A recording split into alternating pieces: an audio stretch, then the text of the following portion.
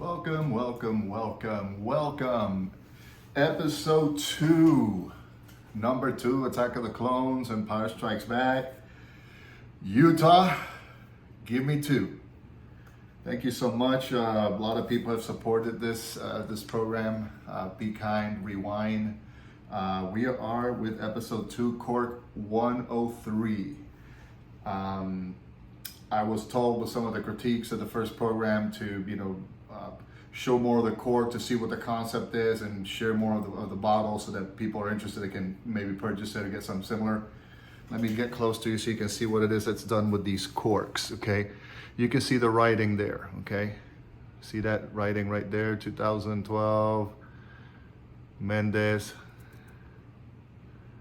That's the writing, top 100 wines 2012, okay? So basically what I do, like I said, I go to an event, I write down what happened, save it for prosperity's sake, try to remember the event, what was happening at that time. This is a program of wine, so everything in moderation, please. Nothing in life in excess is good. Nothing. Politics, religion, drinking, drugs, anything in excess is bad for you. So in moderation, just to enjoy, please take that into consideration when you're doing this. And if you're tasting wine, if you're out there drinking, don't drink and drive. Get an Uber, get a Lyft, so you can better enjoy the experience and be cognizant of the safety of others when you're on the streets. So this is for a top 100 wines event. I'll get into that in a bit. I'm going to choose a red wine for this to commemorate this event. This specific event of this week at this specific program for CORK number 103. I chose a white wine last. This one did not have, it was a lawsellers.com wine. Lewis, do not recall if this was a white or red, but I decided to take a red on this one just to, make a difference from the last program that we had. I'm going to talk a little about how wine is made as the program progresses.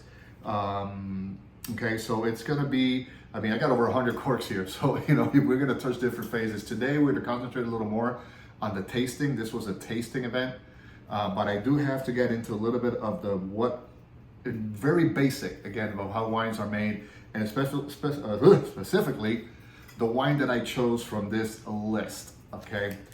This was a tasting event, again, and I chose from that event one of the wines that I like very much. It is a Malbec. Okay, it is Catena. Okay, Catena. Okay, this is a Malbec wine from the region of Mendoza in Argentina. It is a very good wine. This specific reserve got 92 points from Robert Parker. Okay, for those of you who like to follow those ratings, here it is. We'll talk about this specific wine and then how it relates that grape to the Old World grape, because a lot of people, they associate Malbec automatically with Argentina. They don't know that Malbec originated in Europe, but the New World made it its own. We'll talk a little bit about that. If I, in any episode, repeat something I said in another episode, that's okay. We're here to learn. Remember, the 3 methods of learning are association, analogy, and repetition, okay? Shout out to my mom, retired teacher. I love you, te quiero, mami. And also to my nephew's wife, MT. She's also a teacher. Props to you and every teacher out there who do one of the most important jobs in the world, give us education, help mold us to who we are today. Now, again, this specific wine I chose because it was part of this tasting event that I'll talk about in a bit after I talk about the wine. Okay, these are events that are held every year. Different producers have them. Different distributors have them, different magazines have them. This was in Puerto Rico. I was in Puerto Rico at the time in 2012, living over there. And it's just over 100 wines. The top 100 wines that they had. You could go there, you can select which ones you wanted to choose. As you would choose them, they would do a little stamp out. See if you can see them there, okay? And then you would go on through the night. It is impossible to taste every single one of them. I'll talk about that, the strategies of being in one of these wine tasting things. But this one was one that I really, really enjoyed and I wanted to share with you. So 2012, you got Maroon 5 rocking, you got Justin Bieber, Nicki Minaj, Imagine Dragons, we got movies, Zero Dark 30, Prometheus, The Dark Knight Rises. All these things are going on. And during that time, I was starting to really get into the world of wine.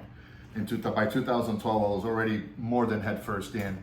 And I went to two of these events, as witnessed by these two. Okay, I went to other events from other distributors as well. But this one I particularly enjoyed. And let's talk about, again, this Malbec in Argentina and the grape. The origin of Malbec is in the Old World in France, in a region called Cahors, Cahors. Okay. Now, many things happen in Europe. You have wars, pestilence, a lot of things that affected wine production. Okay. This wine, this Malbec, had been drunk by the Romans. They even wrote about it. The black grape of Cahors, they called it. But you got all these wars, again, climate changes, pestilence that affected wine production. There was this thing called phylloxera, which is like this little parasite thing that spread through the vines, almost destroyed most of the vineyards. And this allowed this particular grape, in part, not in whole, remember, I'm not an expert, this is just in general terms. Malbec made its way to the New World, and there is where it's flourished pretty much. Again, mostly in Argentina and Chile, but this one is from Argentina, okay?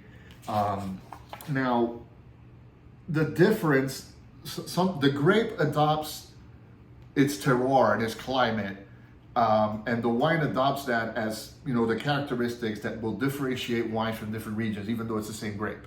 So if you look at the terroir, which is the terrain where the vines grow, look at the climate, whether it's tropical, whether it's close to the coast, more inland, high altitude, lower altitude, all of that affects the growth of the grape and affects wine production. So here we have the Argentinian Malbec. You tend to have a little higher alcohol content, a little warmer climate, a little fruitier, a little jammier, and it's 100% Malbec grape. If you look always at the back, you can always check to see what's going on with these wines. It'll tell you pretty much this is 13.5% volume alcohol, which is pretty high. I got wines that are 14.7, which are butt kickers, but this one's pretty high. It's really good. It's not excessive, but it just tends to be a little higher than your French Cahors that I would normally get. Okay, French Cahors, they can also mix a little Merlot or Tanat grapes in them. But basically those are the biggest difference. You're gonna have jammier aromas here, tastes, a little higher alcohol, maybe, a little smoother, a little softer tannins than you would have with your French. We'll talk about the tannins in a bit. So when you taste a wine, look at it. I know I was gonna get it in the first episode when I had my Join the Dark Side, but that was more of a comedic effect thing. You should, invest in good wine glasses. There's different brands. I'm not gonna be particular to one. I've tried Riedel, which is the one I'm using right now. They've never disappointed, but you go with the glass that you want, okay? But, drinking the glass, where you drink a wine is very important because, this isn't just, coincidence that, it's shaped like that. You're gonna see big Burgundy glasses, big Pinot glasses, different shapes of glasses. It affects the way, you can perceive the wine and taste it and drink it, okay? You get your initial aroma when you taste the wine. You see people do this and get those initials, get those initial impressions of the wine, the fruit, dark cherries, whatever it may be, how it affects you. And the more you swirl it, the more you'll be able to open up these secondary aromas. Maybe from the elaboration, you get your chocolates, maybe your oakiness, your smell, your smokiness. You can maybe smell some of the graphite of the terroir. And when I say that, it doesn't mean that they put chocolate in the wine. It's just the impression that you get, okay? You do that, and then people, normally they like to look at the tiers, the legs, which are the little drips that would fall down. Some are kind of glycerine, some are a little slow, which could talk about the body of the wine. Those are things that you explore as you taste wines, as you explore the world of wine, what they think in more detail. This is just general, remember, in general, what you can look at.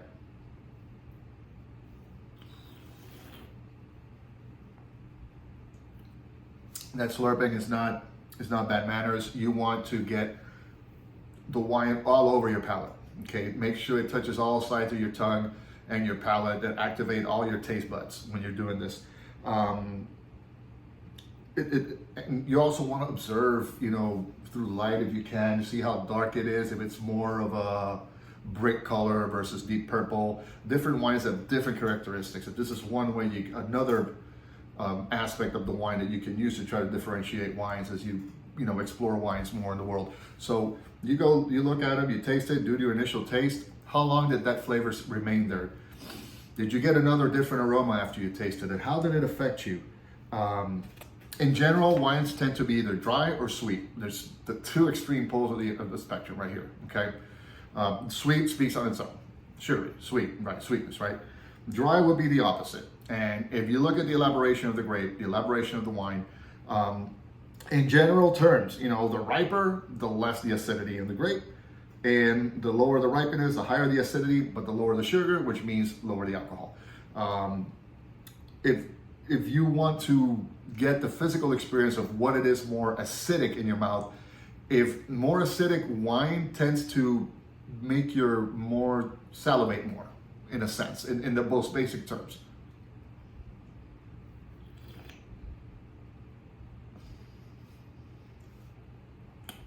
Yeah, this wine is a little bit acidic, but it's more on the drier side. Remember, warmer climates tend to have higher sugar content, which mean higher alcohol, which you can taste that little heat of the alcohol as it comes down too. Now, also the longer you ferment, the more alcohol you can get. Remember, there's a lot of things going to the elaboration of wine. We will have other programs based on that to affect that. Tannins, if you feel your mouth go dry, you tend to have that more in reds than in whites. Whites tend to be more acidic and sweeter than reds. But it's like the effect of having a little cinnamon in your mouth. Your mouth tends to dry up. That's what tannins do. Tannins come from the skin and the stems and the seeds of the grape, and they're mostly used in the elaboration of red wines versus white wines, which is why you'll have it more in red wines. Okay, so if you ever wonder why is my mouth drier when I do the reds and when I do the whites, that's the reason why. You got your tannins. If you drink some of these Italian wines, these Barolos and all that, they're very heavy tannic, which is why pairing with a good cheese or something that'll water your mouth and bring that wateriness back up, some good chorizo, cantimpados, stuff like that, that's where the pairing comes in. Okay, some of these wines are meant to be drank very slowly, very good, very sippy, but others are better to pair up with cheeses and charcuterie and any other type of tapas, maybe, to help you, better complement that wine. Okay. Now, right now, Malbec is a dry wine as compared to sweet. It's a drier wine. If people tell you if it's dry or sweet, I would say this is a dry wine. It doesn't mean I don't taste sweetness in it. I just think that on the scale of taste, it is more on the dry side than it is on the sweet side. Okay. Now, wine tasting events like this one. Okay, that little taste I made, that's what you ideally would do in these wine tasting events per station. And then you save the good wines and your favorites to have the glass. These are 2 to 3 hour marathons, okay? And you want to pace yourself, because by the end of the night, your palate is not going to know the difference between a Chateau Lafite and a Casillero del Diablo. I'm telling you right now, it's not going to happen. I don't care how good a sommelier you are. Your physical body can only take so much. My advice in these is, number one, know your wines. They give you a list beforehand, and then when you get to the activity, they give you an updated booklet. So if you did your research and you know where you are, they're going to give you a map of where all those booths are. Those booths are numbered, as you can see there. And then you're going to go around the place and you're going to make your own little journey around the world of wine. Here's the one example of that. You see the salons? Okay, make your map, make your route. I would dash first to the best ones just to make a rapport with these producers that are there and their representatives, and they're going to want to push what's new, which is okay, taste it. But when you go to these events, again, you're going to do the tasting, and I'll get into that a little further. Now, number 2, ladies, have your date, if you have a date, take a pair of flippers, sandals, something they can put it in their coat, You're gonna thank me at the end of the night. 3 hours in tacones is not fun. I'm telling you right now. It's gonna be very uncomfortable for you. You can rest your feet while you're standing and eating tapas. You can take off your heels, your good shoes, and rest your feet. This is a marathon. So I recommend you do that. If not, hey, it's on you, but I recommend you do. You'll thank me for it. You'll remember this moment. Now, water, it's there all over the place. After every tasting, I would do a little water just to cleanse my palate, okay? And even before I leave the station where I'm tasting, I take water, and there's a spittoon right there, okay? But hey, I got water right here. I'm doing the practice while I'm drinking. Clean my palate a bit. I don't have a spittoon, but in the tasting, you put in the spittoon. Same with the tasting. If you don't like the wine, don't drink it. You know, smell it, put it in your mouth, taste it. Hey, okay, I like it. I'll make a note of it in my little book that they give you. I could taste this later. And you can throw it away because they're going to give you small portions anyhow. Okay, don't feel bad. That is not bad etiquette. That is a good strategy. Okay, if you like it, and this is one that you really like, don't be afraid to say, hey man, I need to taste this again. This was really good. You know, there's a way to do it. Don't just say, hey, keep pouring this, my man. Come on. Don't be messing with this. And talk to these producers and tell them when they're going to break out the good stuff. You can tell them, hey, what did you bring good? If you know the vineyard, you know what their good stuff is, and you can mention it by name. If you're at Vega Sicilia, you can tell them, ¿Cuándo vas a sacar el único? When are you going to bring that out? Okay? And they'll tell you, hey, just come around here a certain amount of time, and I'll be breaking it out for you. So that's the strategy right there. Talk to the guys, talk to the ladies, and make friends. Make sure you're always hydrating, and you're always moving and tasting, okay? If you compare the tastings and the number of punches I had from event 1 to event 2, I almost two-fold it here because I was trying to drink here, and that's not the way to do it, trust me. So that's pretty much my way of doing it. You can have your own strategy, your own way. That's what I recommend to get the best out of these events. There's over 100 wines, and pace yourself. It's 2 to 3 hours. There's food. There should be food, at least tapas food, you know, and do the strategy of tasting. Look what they have in tapas and see what you can have. If they have some of these mini egg rolls, go to the Riesling section. You know, a good German Riesling, that sweetness with those Asian and spicy flavors is a great pairing. Things like that, and you also keep full, your stomach full, you know, keep your alcohol content in your body under control. That way you don't spiral out of control, okay? Now, again, this is a very personal journey. When you go there, you know what wines you like. I know people who just stick to New World cabs, New World Chardonnays, whatever. I like to taste. I always like to see what's new, what's going on. Grapes I haven't tried before. I want to expand my knowledge of wine and my experience with wine. So I pretty much go to others as well, but it is your journey. You know what you want to do with it. You know where you want to go, okay? So, you know, this was one in Puerto Rico by Mendez. I went to one in Las Vegas. I think it was a Wine Enthusiast. They have it in Miami, in Chicago, in New York. Go online, look for wine tasting events and go.